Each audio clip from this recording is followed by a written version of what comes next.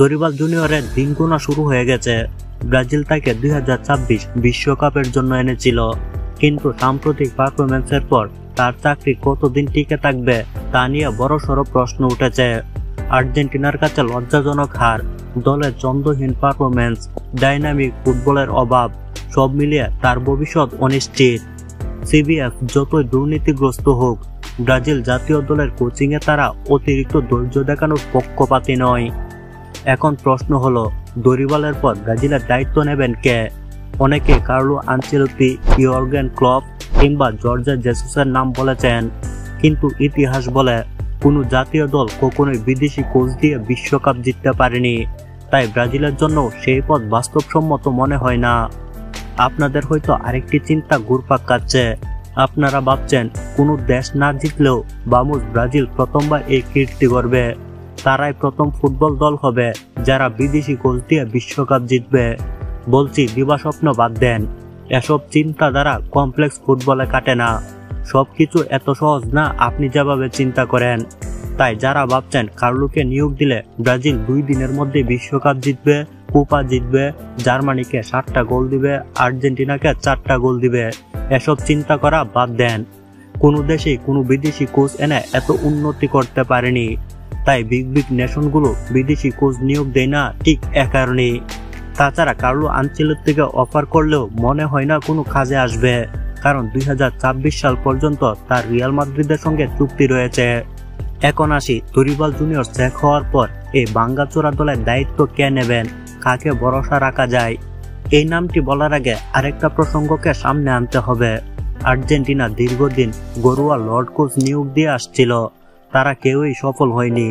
মেসির মতো বিশ্বসেরা তারকা থাকতেও কোনো ফল তারা আনতে পারছিল না।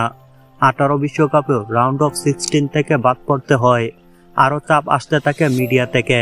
একে তো আর্জেন্টিনা 34 বছর ধরে বিশ্বকাপ আর 28 বছর ধরে কোনো শিরোপা জিতে না।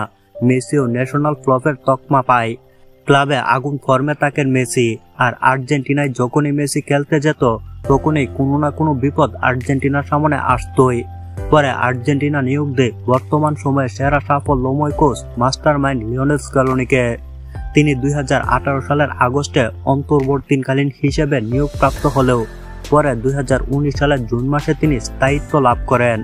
শুরু হয় সেই বিশাল সুযাত্রা। শুরুর দিকে আর্জেন্টিনার ভাঙ্গা দলকে মেসি কেন্দ্রিক সাজান। আস্তে আস্তে দলে তুলে আনেন নতুন নতুন তরুণ মুখ। তিনি গভীর পর্যবেক্ষণ করে তুলে আনেন ডি পল, এনজো ফার্নান্দেজ এবং ম্যাক এলিস্টারদের মতো তারকাদের। ডি মারিয়া, মেসি, এমিলিয়ানো মার্টিনেজদের নিয়ে তৈরি করেন বিশ্বসেরা ন্যাশনাল টিম। 2 বার কোপা আমেরিকা, বিশ্বকাপ, ইতালিকে হারিয়ে ফিনালিসিমা এইসব ট্রফি তিনি জয় করেছেন। তিনি আর্জেন্টিনার হয়ে সম্ভাব্য সব ট্রফি জিতেছেন। মেসির ক্যারিয়ারকে পূর্ণতা দিয়েছেন। এখন আসি, ব্রাজিলকে কে এই স্কালোনির মতো খাদের কিনারা থেকে তুলবেন? ব্রাজিলে 2010 সালের পরে কে হারাতে শুরু করে, কিন্তু তারপরও কনফেডারেশন কাপ ও 2টি অলিম্পিক ও 1টি কোপা জিতে। আপনারা হয়তো ভাবছেন ব্রাজিল বিশ্ব ফুটবল থেকে অনেক পিছিয়ে, কিন্তু আসলে ব্যাপারটি তেমন না। ব্রাজিল বিশ্ব ফুটবলের কেন্দ্রভাগে বসে আছে, যেখানে প্রতিনিয়তই বিশ্বের সেরা সেরা প্লেয়ারদের তৈরি করছে। তাই প্লেয়ার নিয়ে চিন্তা করতে হবে না কোনো কোচেরই। তাহলে স্কালোনির মতো এই কোচ হবেন কে? এই প্রশ্নের উত্তরে আমি ফিলিপে লুইজের নামটি বলবো। ফিলিপে লুইজ এই কাজের জন্য শতভাগ পারফেক্ট। আপনি আমার সাথে দ্বিমত করবেন কিনা জানি না, কিন্তু ফিলিপে লুইজ সেই ব্যক্তি যে স্কালোনির মতো খাদের কিনারা থেকে ব্রাজিলকে তুলতে পারে। আপনি ভাবছেন এটি বেশি বলা হয়ে যায় না, কিন্তু এটিই সত্য। ব্রাজিল ইদানিং যত কোচ নিয়োগ দিচ্ছে সবাই বয়স্ক, তাদের মাথায় কোনো ট্যাকটিক্স নেই। ফিলিপে লুইজ এমন নন। তিনি তার কোচিং ক্যারিয়ার শুরুই করেছেন রুট লেভেল থেকে। বয়স ভিত্তিক দলে কোচিং করিয়ে শিরোপা জিতিয়ে তিনি প্রথমে বুঝেছেন কোচিং কিভাবে করাতে হয়, কিভাবে ম্যানেজমেন্ট করতে হয়। তারপরে ফ্লামিঙ্গোর মূল দলে প্রমোটেড হয়েছেন। তার বয়সটা মাত্র 39।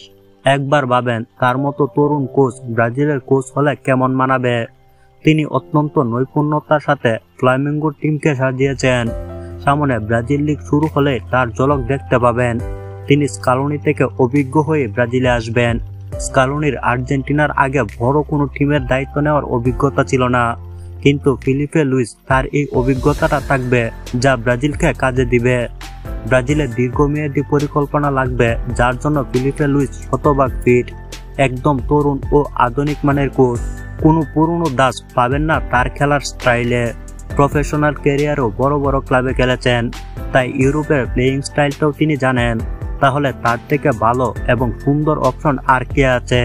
এমন কোচ তো আমি 100 মাইল দূরেও কাউকে খুঁজে পাচ্ছি না যে কিনা এত ভালো ফিট হবে ব্রাজিল দলে। অভিনন্দন ফিলিপে লুইস, আপনাকে ব্রাজিলের ডাগআউটে দেখার অনেক ইচ্ছা। তিনি ইউরোপের রীতির সাথে ব্রাজিলিয়ান প্লেয়ারদের মেশাতে পারবেন, যা আর কেউ পারবে না, কারণ তিনি তার প্রফেশনাল ক্যারিয়ারে ইউরোপের বড় বড় ক্লাবে খেলেছেন। তিনি ব্রাজিলের একমাত্র সমাধান হতে পারেন। এখন শুধু তাকে নিয়োগ দেওয়ার পালা। আপনারা কি মনে করেন ফিলিপে লুইস ব্রাজিলের কোচ হলে কেমন হবে?